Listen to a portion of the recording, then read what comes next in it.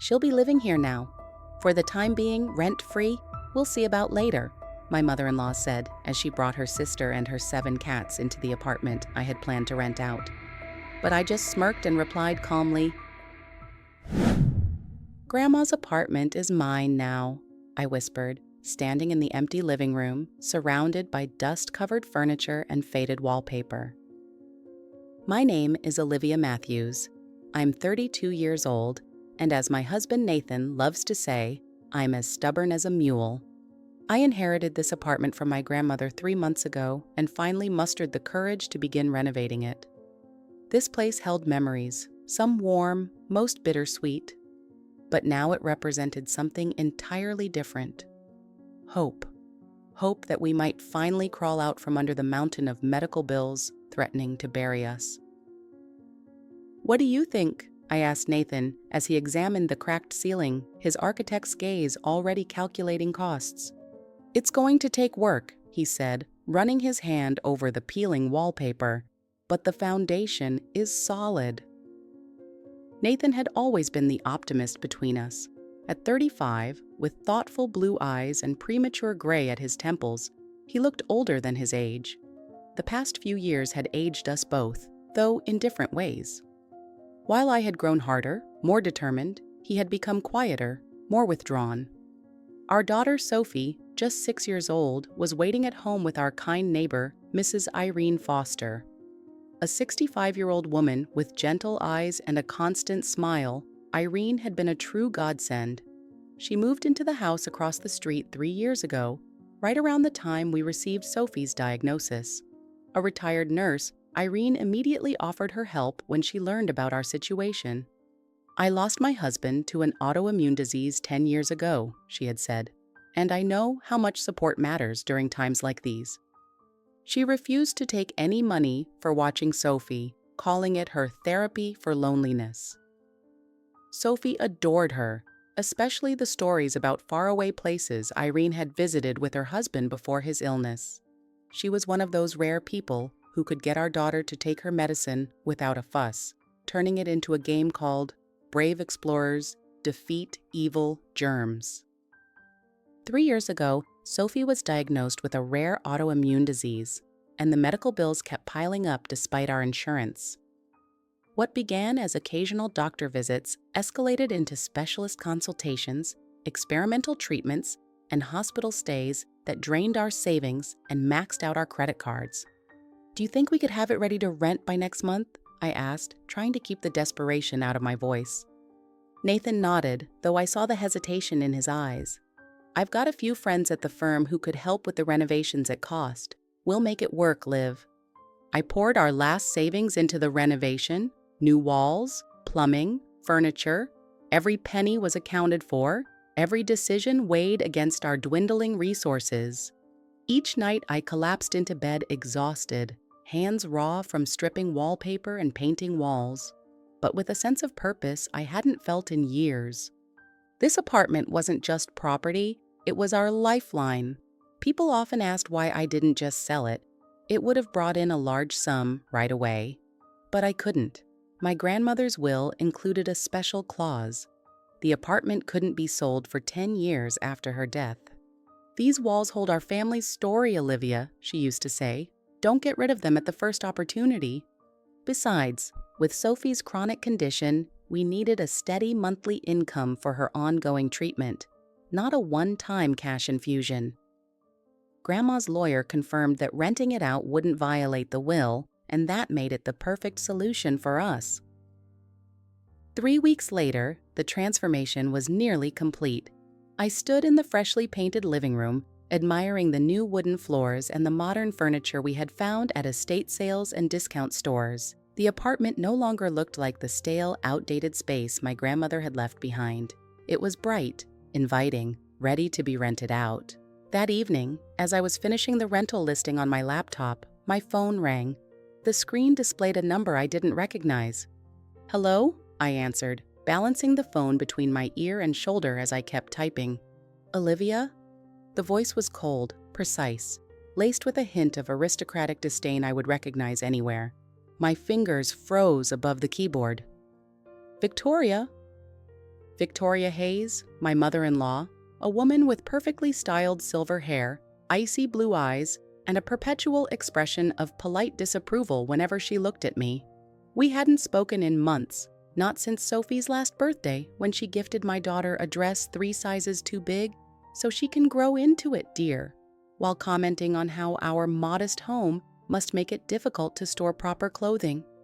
Dear, she said, the endearment dripping with insincerity, we need to meet at that apartment, immediately. The apartment? My grandmother's apartment? I asked, confused. Yes, she replied impatiently. The one you've been renovating. We need to meet there, right now. Her tone wasn't a request.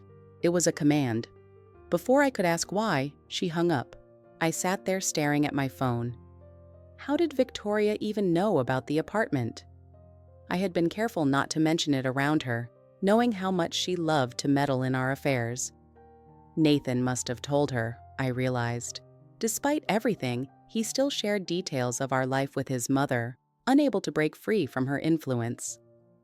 As I drove across town to the apartment, my mind drifted back to the first time I met Victoria, 6 years ago. It was the traditional meet the parents dinner before our wedding. Nathan had been nervously tugging at his tie as we pulled up to my childhood home.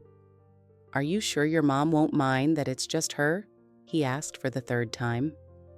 My parents are used to more formal gatherings. I squeezed his hand. Mom's been holding parent-teacher conferences for 20 years. She can handle anything. But when Victoria and William Hayes stepped over our threshold, I immediately understood Nathan's anxiety. Victoria wore a cream-colored suit that probably cost more than my mom's monthly salary, while William, tall and dignified with the same blue eyes as Nathan, looked uncomfortable but restrained.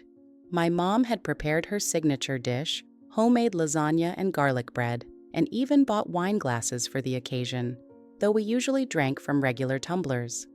Victoria examined our modest living room, brushing her fingers over the curtain fabric my mom had sewn herself, studying the family photos on the wall with that pursed lip expression I would come to recognize as her trademark look of barely concealed contempt.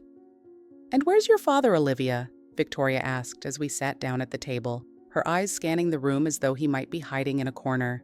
My mother stiffened beside me. "I raised Olivia on my own," she explained, her voice steady despite the blush creeping up her neck. Her father wasn't involved. "How unusual," Victoria said, drawing the word out. "Nathan has always had a soft spot for the less fortunate. He used to bring stray animals home from school. And now—" Her gaze lingered on me, a cold smile playing on her lips. That evening, after the Hayes had left and Nathan had gone home, I found my mother in the kitchen, silent tears streaming down her face as she washed the dishes. "Mom," I said, taking the plate from her hands, "don't let her get to you." "That's not it," she said, wiping her eyes with the back of her hand. "I'm worried about you. That woman, she's going to make your life hard, Olivia. I've known people like her. They don't welcome outsiders into their world easily." "I'm not marrying Victoria," I reminded her. "I'm marrying Nathan."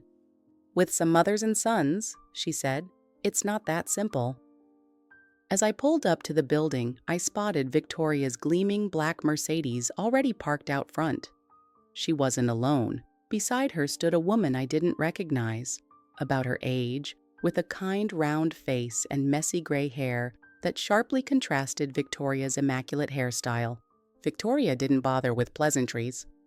"Olivia, this is Rachel, my younger sister," she said with a dismissive wave. "She's having serious trouble with the bank and was just evicted from her home." Rachel gave me an embarrassed smile, holding 3 pet carriers. 4 more sat at her feet, soft meows escaping from inside them. "Nice to meet you," I said, extending my hand. Rachel took it. Her handshake was warm and firm, despite the clear discomfort on her face. "Victoria's been so kind," Rachel said gently, though her voice sounded tired. "I didn't know who else to turn to." "I'm afraid there's absolutely no way I could take Rachel in with her cats," Victoria declared with a dramatic sigh. stepping back a good 3 feet from the carriers.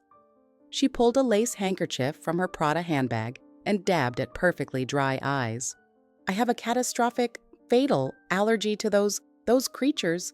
I can't even be in the same room with them. Her voice quivered with feigned distress. Oh God, I can already feel it starting. Look, my hands are trembling. She held out perfectly steady fingers. This is just the beginning. 5 more minutes, and I'll need an ambulance. I noticed Rachel roll her eyes, subtly but clearly. She had obviously seen this performance before. I turned to Victoria, confusion plain on my face. I don't understand. Why are we meeting here? Victoria retrieved a set of keys, my apartment keys, from her handbag. Rachel will be living here, she announced, rent-free for the first few months, and then we'll arrange something reasonable. My jaw dropped. How did you get those? I demanded, reaching for the keys. Victoria pulled them back, her expression hardening. Nathan gave them to me, of course. He understands family obligations. This is my grandmother's apartment, I said, trying to keep my voice level. We've poured everything we have into its renovation. We need the rental income for Sophie's medical care. Family helps family, Victoria said with contemptuous finality. Rachel needs a place to live. Her cats need a home. This is settled. I looked at Rachel, who at least had the decency to appear uncomfortable. The carriers at her feet shifted as the cats inside moved. I'm so sorry for the trouble, Rachel said quietly. Victoria told me you had a vacant apartment that wasn't being used. It's not a vacant apartment, I said firmly. And it is being used. We're preparing to rent it out. Victoria's expression turned thunderous. After everything we've done for you and your child, this is how you repay us? Turning your back on family in need? I felt that familiar surge of anger, the same one I'd buried for years whenever Victoria made one of her cutting remarks or undermined my parenting decisions. But this time, something snapped. I smiled, not a warm smile, but the kind that made Victoria take a small step back. Victoria, I'm afraid the apartment is unavailable, I said, my voice calm and even. My grandmother left it to me, not to us, not to Nathan, and certainly not to you. We need rental income to pay for our daughter's medical expenses. Victoria's face twisted with rage. She pulled out her phone and dialed, her manicured finger stabbing at the screen. Nathan, she said when he picked up, her voice suddenly trembling with manufactured vulnerability. You need to talk to your wife. She's refusing to help Rachel. She's throwing us out on the street after everything I've done for you both. I could hear Nathan's confused voice on the other end as Victoria continued her theatrical display, complete with a few well-timed sniffles and a quivering lip. I don't know what to do, she sobbed into the phone. Rachel has nowhere to go with her cats, and Olivia won't even listen to us. As I watched the performance unfold, another memory surfaced, one that had changed the course of our marriage 3 years earlier. I had just lost my job as a marketing coordinator at a startup that went under. It felt like fate's cruel joke. Sophie had just been diagnosed, and we were already struggling to keep up with the first wave of medical consultations. Nathan's salary as an architect at a mid-sized firm covered our mortgage and basic living costs, but it couldn't keep up with the mounting medical bills. Victoria had invited us to one of her monthly Sunday dinners, rigidly punctual affairs filled with veiled criticism of everything from my upbringing to my career choices. But that evening, she was uncharacteristically warm, even complimenting the dress I wore, the same one she'd given me last Christmas. After dinner, while Nathan helped his father open a bottle of wine in the kitchen, Victoria pulled me aside. Olivia, dear, she began, her voice sugared with false concern. Nathan told me about your situation, about Sophie's health problems and your unfortunate unemployment. I stiffened, hating that she knew anything about our financial struggles. We're managing. Of course you are, she said, patting my hand condescendingly. But there's no shame in accepting help. Family looks after family. She pulled out her checkbook and wrote a number that made my eyes widen. For Sophie's care, she said, placing the check in my hand. No need to thank me. What are grandmothers for, after all? I didn't trust her, but I didn't have much choice either. That money would cover months of treatment, giving us the breathing room we desperately needed. Thank you, I said, swallowing my pride. What Victoria didn't mention, and what Nathan apparently knew but hadn't told me, was that the money wasn't a gift. It was a loan, with conditions Nathan had agreed to without consulting me. I found out the truth 6 months later, overhearing Victoria at one of her charity luncheons I had reluctantly agreed to help with. They owe me nearly $50,000 now, Victoria told her friend, not knowing I was just around the corner arranging flower centerpieces. It's good they know their place, especially Olivia. That girl always thought too highly of herself. I confronted Nathan that night, and he admitted he'd signed loan agreements for every payment his mother had made towards Sophie's medical bills. It was the only way, he said, not meeting my eyes. We were drowning, Liv. What choice did I have? You could have told me the truth, I said, the betrayal cutting deep. We could have figured something out together. Mom was the only one who could help us, he insisted, and she did. Sophie is getting the care she needs. Isn't that what matters most? I let it go back then, focusing on finding a new job and making sure Sophie got the care she needed. But the dynamics of our relationship had shifted. Nathan had chosen his mother over our partnership, and a small part of me never forgave him for it. Now, watching Victoria fake cry into the phone, I realized nothing had changed. She was still manipulating Nathan, and he was still letting her. Nathan arrived 20 minutes later, his face flushed with anger. He barely acknowledged me before turning to his aunt. "Rachel, I'm so sorry about all this," he said, giving her a quick hug.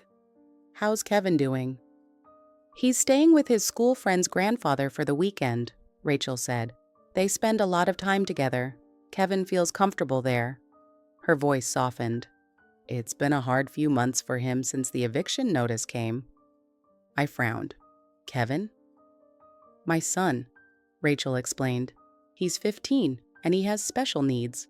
The instability has been really tough on him." "Where is he now?" I asked, surprised not to see a teenager at her side. "We're getting by however we can," Rachel sighed. "Some weekends he stays with his special education mentor from the center, sometimes with that family friend.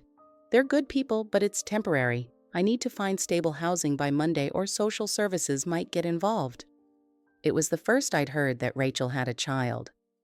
Victoria hadn't mentioned a nephew with special needs, only cats. Nathan turned to me, his expression hard. "Can we talk? In private?" We stepped away from Victoria and Rachel, heading toward my car. "What the hell, Olivia?" he hissed once we were out of earshot. "You know what Aunt Rachel is going through. How could you refuse to help her?" "I knew nothing about Rachel until 20 minutes ago," I said, keeping my voice low. "Victoria just showed up with her and announced that she'd be living in my apartment, the apartment we spent our last savings renovating so we could pay for our daughter's medical care." "The bank took Rachel's house," Nathan said. "She's been staying in a motel with 7 rescue cats and her son. Do you know what happens if animal control finds out? They'll take the cats, and Child Protective Services could question her ability to care for Kevin." "Nathan, I'm sorry about Rachel's situation, but I wasn't told any of this. Your mother didn't explain." "Mom said you didn't even let Rachel speak, that you shut her down immediately." I stared at him in disbelief. "That's not what happened. Victoria announced that Rachel would be staying rent-free, like it was already decided. She had the keys to the apartment, Nathan. How did she get them?" At least Nathan looked guilty now. Small mercy. "I gave her a spare set last week when she asked to check on the renovation. I didn't think she'd keep them." "That's the problem," I snapped. "You never think when it comes to your mother. You just do what she wants." Nathan's face darkened. "That's not fair. This isn't about my mother. It's about Aunt Rachel and Kevin." "Really?" I challenged. "Because Victoria never mentioned Kevin. All she said was that Rachel needed a place for herself and her cats. She made it sound like a convenience, not a crisis." Nathan ran a hand through his hair, a gesture of frustration I knew all too well. "Look, no matter how Mom presented it, Rachel does need help. And speaking of financial obligations, He pulled a manila envelope from his bag. "Mom gave me this today." I took the envelope and opened it. Inside were printed loan agreements, each bearing Nathan's signature, and what looked like mine, though I'd never seen these documents before. The total showed we owed Victoria nearly $80,000, far more than I'd believed. "What is this?" I asked, my voice barely above a whisper. "Loan documentation," Nathan said, "for Sophie's treatment." "I never signed these," I said, flipping through the pages. "And the amount is wrong. It was $50,000, not $80,000. "Interest," Nathan said flatly. "And you did sign, maybe not these exact papers, but you knew about the arrangement." "I knew she gave us money," I said, my voice rising. "I didn't know it was a formal loan with interest. Nathan, this is insane. Your mother is manipulating you, manipulating us." "Or maybe you're just looking for excuses not to help family," he shot back. "The apartment would clear the debt. Mom's willing to forgive the loan if Rachel can stay there." I felt like I'd been punched. "So that's what this is? Your mother orchestrated all of this to get her hands on my grandmother's apartment?" "It's not about the apartment," Nathan insisted. "It's about doing the right thing for Rachel and Kevin. And yes, it would solve our debt to my mother, a debt we took on for our daughter." I shook my head, feeling the walls close in. "I need time to think. This is too much to process all at once." "There is no time," Nathan said sharply. "Rachel and Kevin need a place now, tonight." "And what about our finances?" I asked.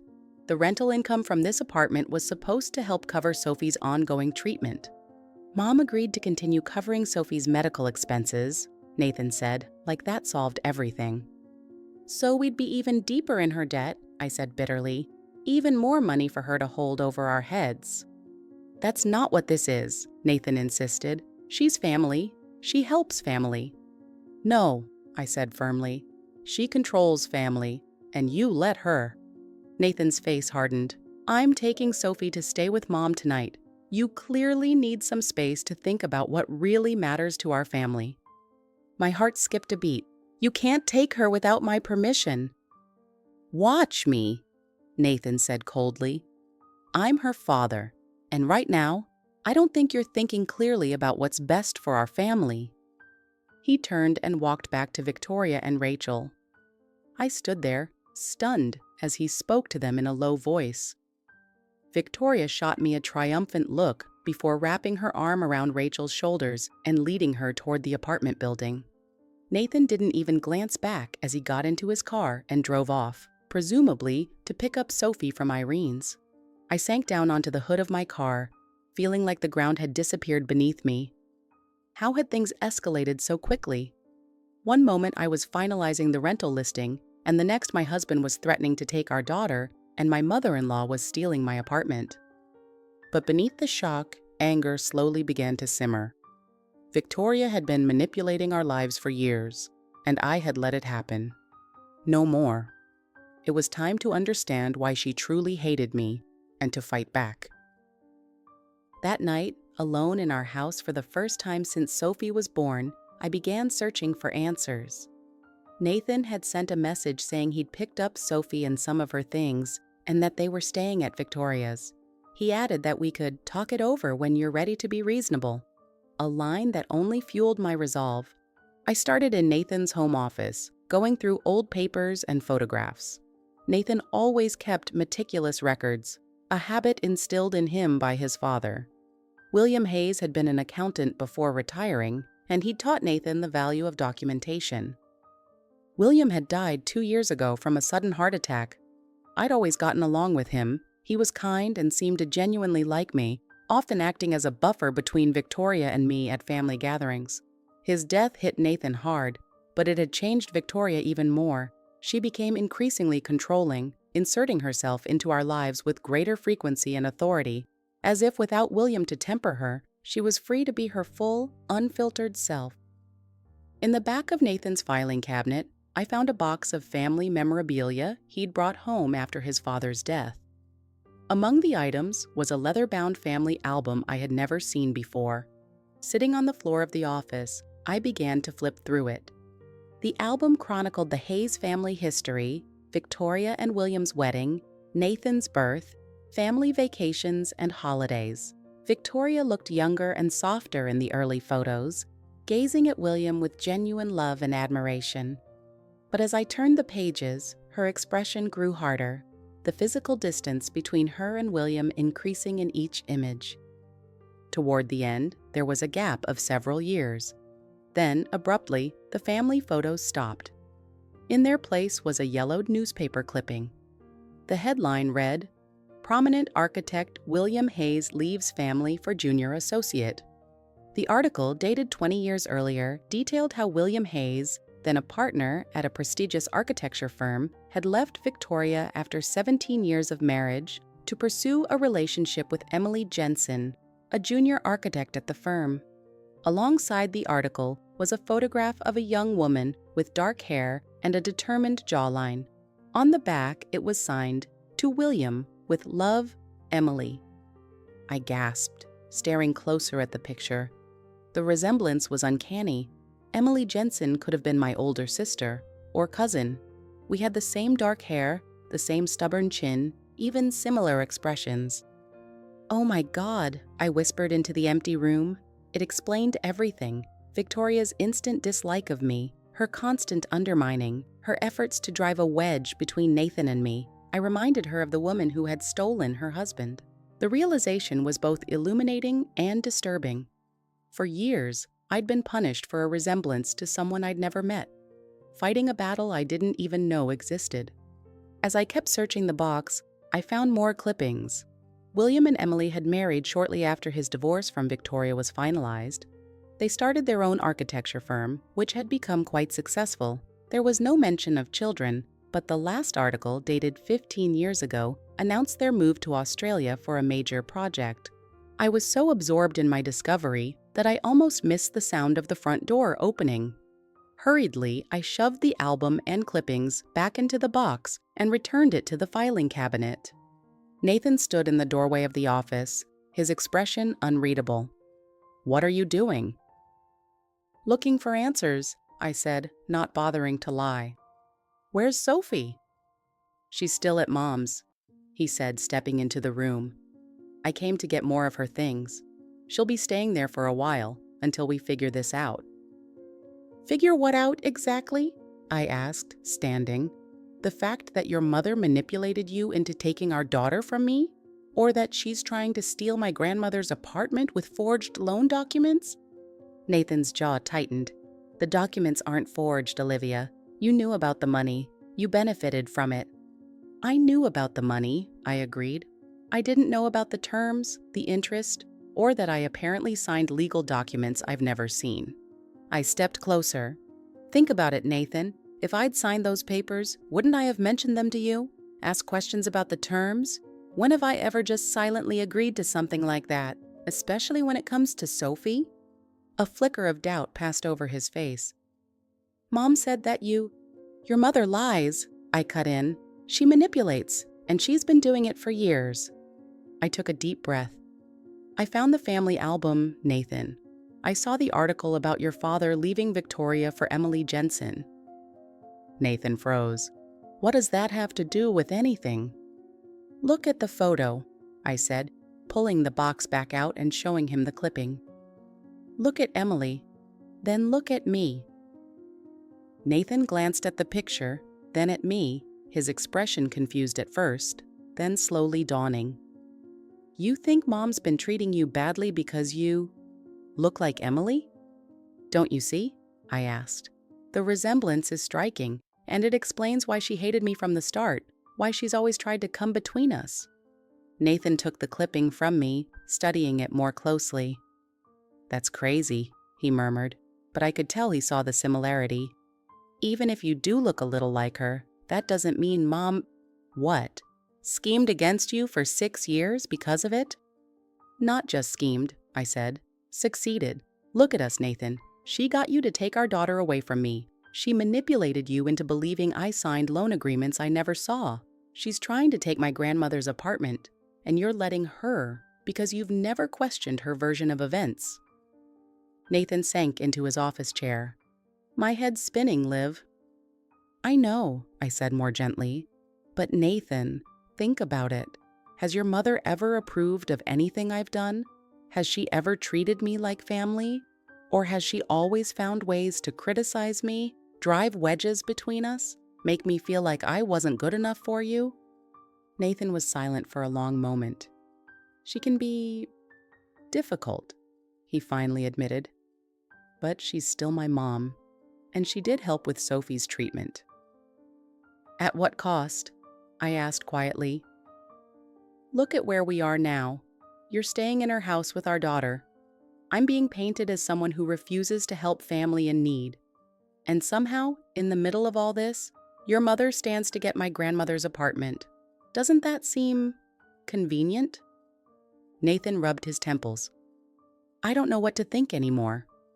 Then think it over, I said. But bring Sophie home. She belongs here, with both of us. Nathan looked torn. Mom says Sophie's been asking for her, that she's settled in there. Nathan, I said firmly, she's our daughter, not Victoria's. Bring her home. He hesitated, then nodded. I'll bring her back tomorrow, but, Olivia, this doesn't solve the situation with Rachel, or the loan. One thing at a time, I said.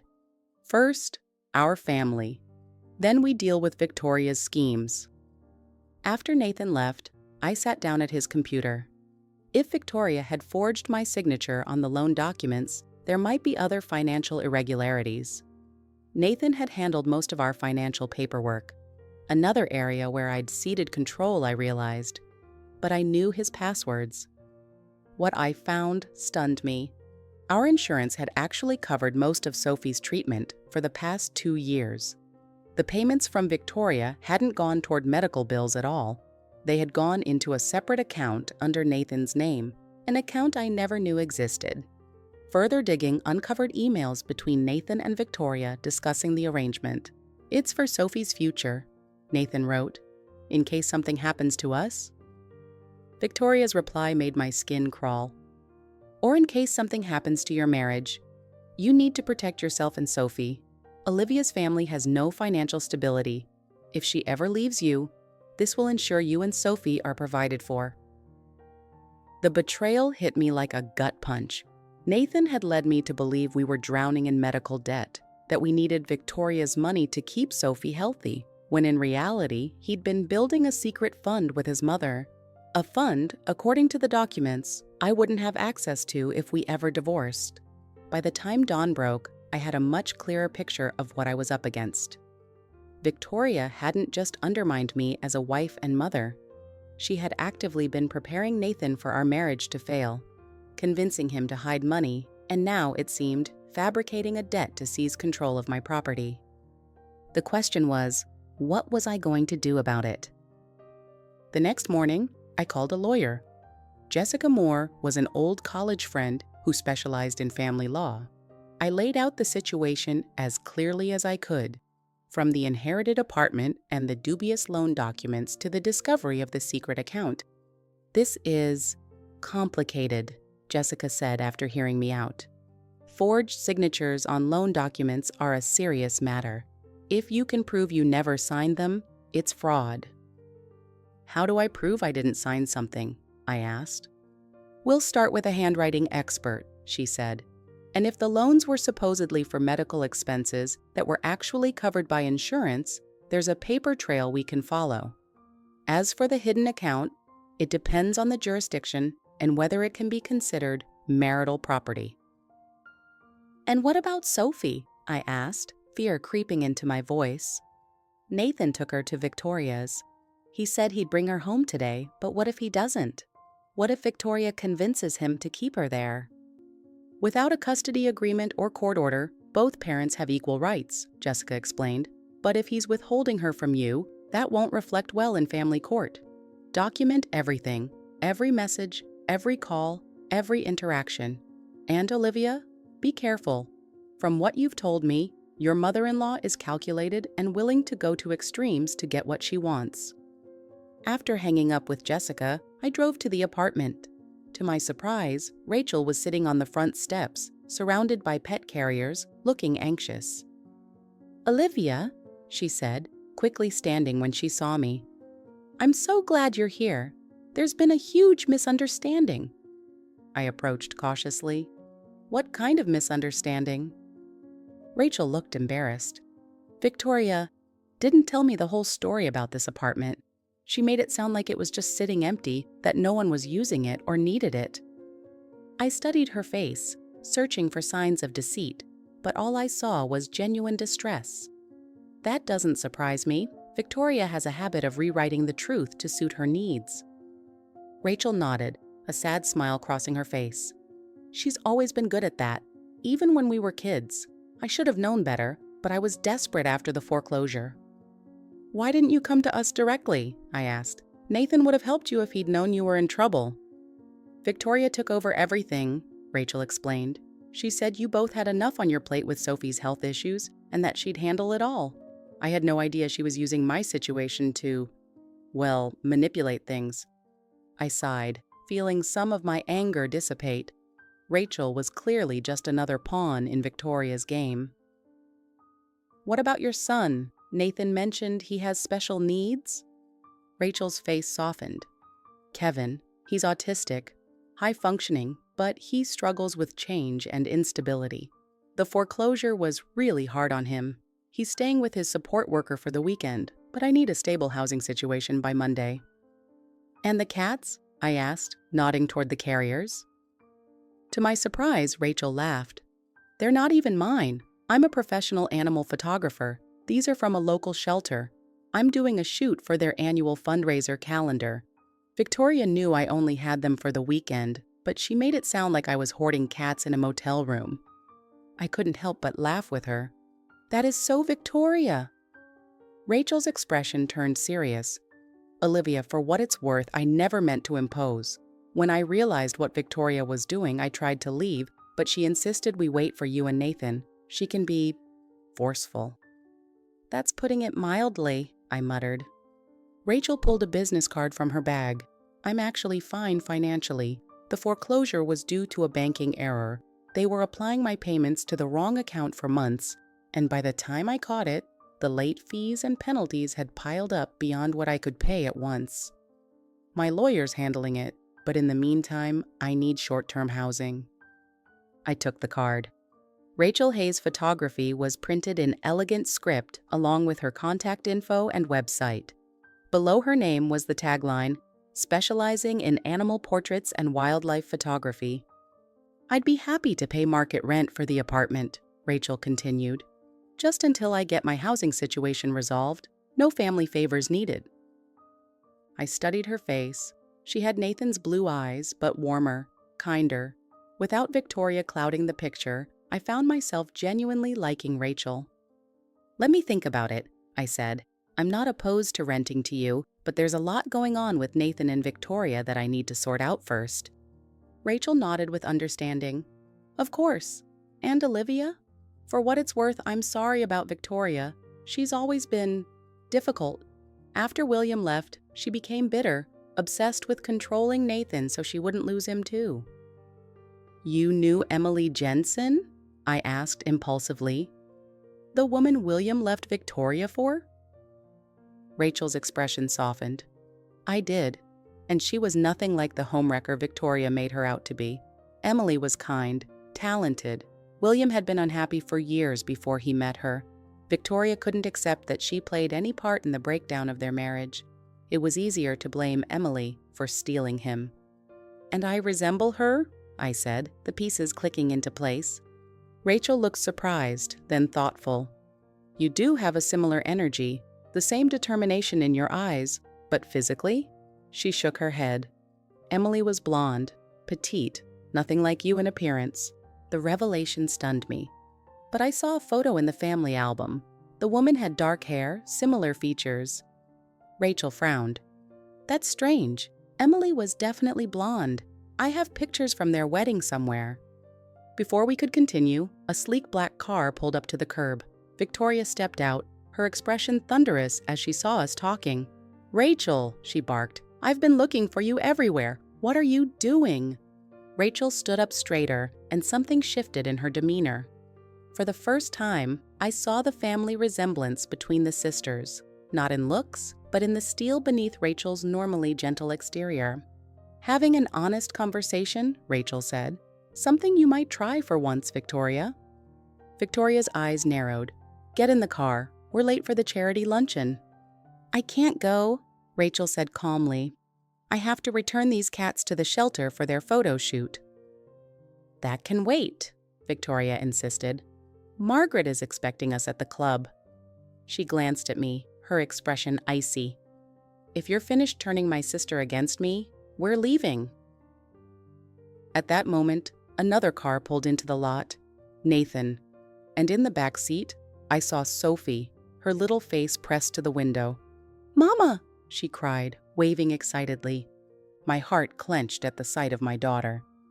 Nathan parked and helped her out of the car. Sophie ran to me, and I knelt down just in time to catch her in my arms. "I missed you," she whispered into my neck. I hugged her tighter. "I missed you too, sweetheart." Nathan approached, carrying Sophie's pink backpack. His expression was unreadable. "I promised I'd bring her home," he said quietly. Victoria looked livid. "Nathan, what are you doing? We had an agreement." "No, Mom," Nathan cut in, his voice firmer than I'd ever heard him speak to her. "You had an agreement. I should never have taken Sophie from her home. That was wrong." I stood, holding Sophie in my arms. "Thank you," I said to Nathan. He nodded, then turned to Rachel. "Aunt Rachel, I'm sorry for all of this. If you still need a place to stay, we can talk about a proper lease. No manipulation." "I appreciate that," Rachel said with a smile. "But I think I found another solution.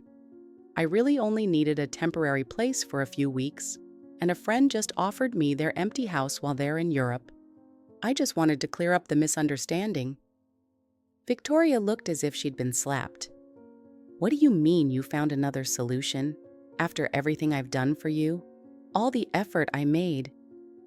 "You didn't do anything for me, Victoria," Rachel interrupted, her usually gentle voice steely.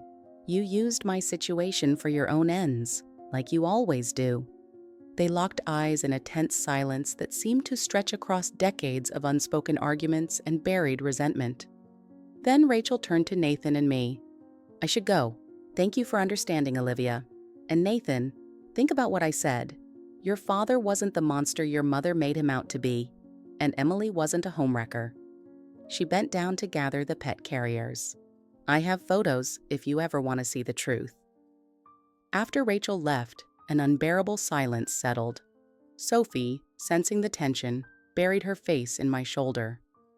"We'll talk about this later," Nathan said to Victoria. "But for now, I'm going home, to my family." Victoria's face twisted with rage. "After everything I've done for you," she hissed. "After all the sacrifices. I won't let you make the same mistake your father did." Nathan didn't look back as he took my hand and led us to his car. "Come by when you're ready to apologize," he said over his shoulder. "We can discuss how you might begin to earn back my trust." Victoria remained on the sidewalk, staring after us, her perfect hairstyle catching in the wind. In the days that followed, Nathan and I worked to rebuild trust. He was stunned when I showed him that our insurance had already covered most of Sophie's medical bills, and that his mother's money had been funneled into a secret fund. "I really thought that money was for Sophie's treatment," he admitted. "Mom said she was sending it directly to the hospital to avoid tax issues." "And you didn't think to check?" I asked, trying to keep my tone even. Nathan shook his head, looking ashamed. "I trusted her. She's my mother. I never thought she'd lie about something like that." After a visit to Jessica and a long conversation about our options, we made a plan. First, we tackled the money and documents. A handwriting expert quickly confirmed that the signatures on the loan papers were forged. Meanwhile, I located the original insurance documents proving most of Sophie's treatment had been covered.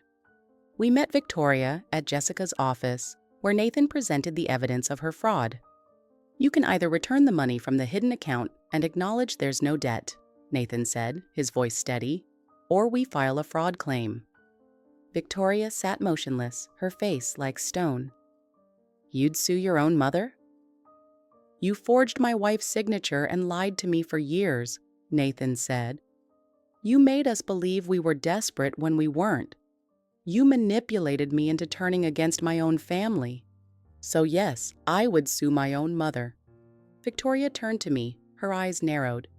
This is all you, isn't it? Turning him against me, just like her. Her? Nathan asked. You mean Emily? The woman Dad left you for? Don't you dare say her name in front of me, Victoria growled. She destroyed my life, stole William, and now you found her copy. She gestured toward me. I saw the photo in the newspaper article, I said. But Rachel told me Emily was blonde. Petite. Nothing like me. Victoria let out a cold, bitter laugh. Do you really think I would have kept a real photo of that woman? When Nathan started dating you, I slipped in a photo of a woman who looked like you and signed it. A little reminder to myself that history repeats itself.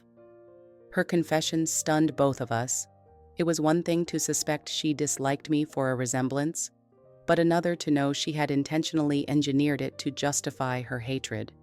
You deliberately sabotaged my marriage, Nathan said, his voice quiet with shock.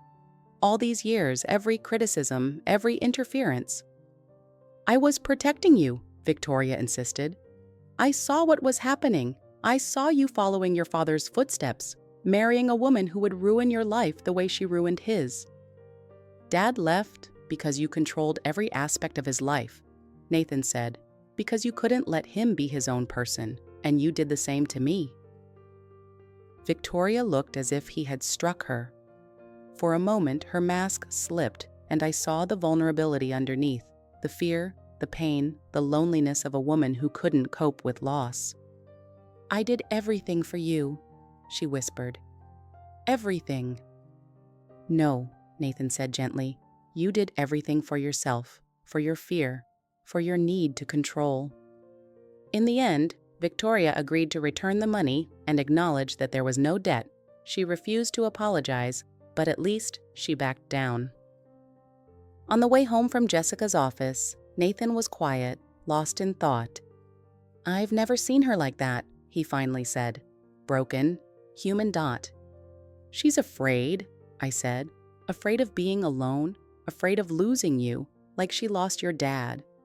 That doesn't excuse what she did. No, I agreed. Nothing excuses it, but maybe it helps explain it. 2 months later, we finally rented out the apartment to a young family with a disabled child who needed to live near a specialized clinic. The income went toward extra treatments for Sophie that insurance didn't cover. We hadn't seen Victoria in weeks, but then one quiet Sunday, she showed up at our door. Mom, Nathan said, surprised by her visit. Victoria looked different, less perfectly dressed, more vulnerable. May I come in? Nathan and I exchanged a glance, then I nodded. Of course. In the living room, Victoria sat upright, hands folded in her lap. I spoke with Rachel, she began. She showed me the photos of William and her. Emily, Nathan said gently. Victoria flinched, but nodded. Emily, Rachel also told me what really happened before William left, his side of the story. She took a deep breath. Maybe I exaggerated Emily's role in all of it. It was as close to an apology as we were likely to get. Nathan sat beside her, waiting for her to continue. I also saw the happy photos, Victoria went on. They had 2 daughters, girls who would be your half-sisters. Nathan looked stunned. Dad had other children? Why didn't he ever tell me? Because I forbade him to, Victoria admitted.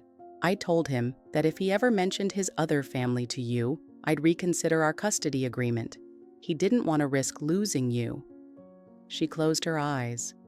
I thought I was protecting you, but I was only protecting myself. Nathan was silent for a long time, processing what he'd heard. Then he asked, Where are they now? They're still in Australia, as far as I know, Victoria said. William died 5 years ago. Heart attack, just like his father. She looked at Nathan. You really should have your heart checked, dear. It runs in the family. That small note of genuine concern showed that beneath all the manipulation and control, Victoria did truly love her son. Rachel has their contact information, she added after a pause, if you ever want to meet them. It was a massive step for her, to acknowledge William's other family and offer Nathan the chance to connect with them. Nathan took her hand. Thank you. Victoria turned to me. I don't love you, she said plainly. And maybe I never will. I nodded, appreciating her honesty. I can live with that. But you make Nathan happy, and my granddaughter adores you. She swallowed hard. I won't interfere anymore. I'll try to be better. That day, something shifted. Not a grand breakthrough. Victoria would never be a warm and loving mother-in-law, but the start of something healthier. Small steps toward healing. 2 years later, just after we returned from a trip to Australia, we received unexpected news. Victoria had been hospitalized after a massive stroke. The doctors were not optimistic. You don't have to come, Nathan said as he packed for the hospital. After everything she did. I'll go with you, I replied without hesitation. She's still your mother. In the hospital room, Victoria looked unexpectedly small and fragile among the machines and tubes. Her right side was paralyzed, her speech impaired. Her lips barely moved into a faint twitch of recognition when she saw us. Mama, Nathan said, sitting by the bed and taking her hand. Victoria tried to speak, but could only manage soft, unintelligible sounds. Her once cold blue eyes, which had looked at me with disdain for so many years, were now full of helplessness and fear. The doctors say she's in for a long rehabilitation, Nathan said after speaking to her doctor. She'll need constant care. We stood in the hallway, discussing options. Nursing home? Private caregiver? Neither felt quite right. Victoria had always loathed dependence. She can stay with us, I heard myself say, before I fully realized I'd spoken. Nathan looked at me in disbelief. Are you sure? After everything? I nodded. Strange, I know, but she's part of our family, and besides, Sophie adores her. Tears shimmered in Nathan's eyes. You're incredible, you know that? No, I smiled. Just grown up. When we brought Victoria home, she studied me for a long time, trying to understand my motives. I helped her settle into the room we'd prepared on the ground floor. The physical therapist comes tomorrow, I told her, and Sophie and I will help you get comfortable. Victoria struggled to speak. Why? I sat beside her, looking her straight in the eye. Because people make mistakes, Victoria. All of us. I was angry at you for a long time, but you know what? Hate's a heavy thing to carry. I just let it go. 3 months later, after intensive therapy, Victoria could speak more clearly and move around the house with a walker. We spent a lot of time together. Sometimes she shared stories about young Nathan. Sometimes we just sat in silence. One evening, as I brought her tea, she said suddenly, I was wrong. I froze, unsure I'd heard her right. William didn't leave because of her, she said slowly. He left because of me. I always knew it. I stayed quiet, understanding how much this confession must have cost her. I was afraid of being alone, she continued, like my mother, and I did. Everything I could to control. Then, I saw you, and I got even more afraid. Victoria. No, let me finish, she said, lifting her chin in that stubborn way that made me realize how alike we truly were. You are a better mother to Sophie, and a better wife to Nathan, better than I ever was to William. That night, I called Rachel and told her what Victoria had said. I never thought I'd hear that, Rachel said with a laugh. Victoria Hayes admitted she was wrong? That might be the start of the apocalypse? We both laughed, but I could hear the pride in her voice. A year later, we celebrated Christmas as a family. Our house was full. Rachel and Kevin, Victoria, Nathan, Sophie, and for the first time, Nathan's half-sisters from Australia. I watched as Victoria spoke with Emily's daughters. The conversation wasn't easy, but it was real. genuine, without hostility or pretense. Sophie, now 9, sat beside her grandmother, helping her slice the Christmas pie. Victoria patiently let her correct her hand when it trembled. "Who would have thought?" Nathan whispered, wrapping his arm around my shoulders. "You made a miracle, Liv." "No," I said, shaking my head. "We made it. Together." That night, as I tucked Sophie into bed, she asked sleepily, "Mom, is Grandma Victoria going to live with us forever now?" "Yes, sweetheart," I said, kissing her forehead. "She's living here now." And for the first time, those words didn't sound like a threat or a manipulation. They were a promise of family, which, despite everything, had found its way back together. On the mantel sat a photo Rachel had taken that evening. All of us together, smiling, imperfect, real. Not a polished magazine picture, but a living memory with soft edges and warm light. There was a time when I feared Victoria would destroy my family. But instead, she became part of it. Complicated, sometimes difficult, but a necessary piece of the mosaic we'd built together from the fragments of the past. I had learned not just to forgive, but to accept.